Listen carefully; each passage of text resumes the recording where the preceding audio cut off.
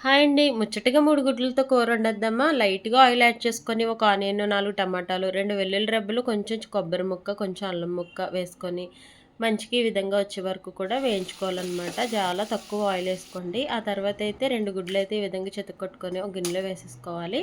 మనం ఇంతకుముందు వైరల్ అయిన ఎగ్ ఆమ్లెట్ ఉంది కదా! సేమ్ ఆ ప్రొసీజర్‌లో వేయొచ్చు. మీరు కావాలంటే ఒక్కొక్క ఎగ్ వేసుకోవచ్చు. నేనైతే హాఫ్ హాఫ్ వేస్తున్నాననమాట. ఈ విధంగా 2 గుడ్లు చితక్కొట్టుకొని గిన్నె మీద వేసుకొని లైట్‌గా ఉప్పు, కారం వేసుకొని మంచిగా ఎగ్ పౌచ్‌లాగా ఈ విధంగా తీసేసుకోవాలి. వైరల్ ఆమ్లెట్ గుర్తుంది కదా! ఒకసారి నేను షార్ట్ కూడా చేశాను. సేమ్ ఆ మాదిరిగా వేసేసుకోవాలి.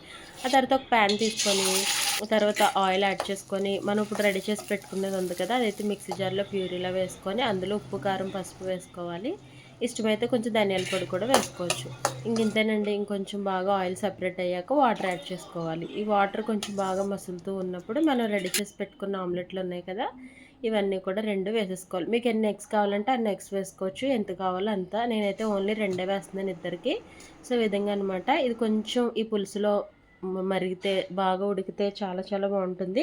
లాస్ట్‌లో కొంచెం కసూరి మేతి వేసుకోండి. అదిరిపోతుందనమాట. ఎప్పుడైనా కూరగాయలు లేనప్పుడు భలే ఉంటుంది. నోటికి మంచిగా తినాలనిపించినప్పుడు అదిరిపోతుంది.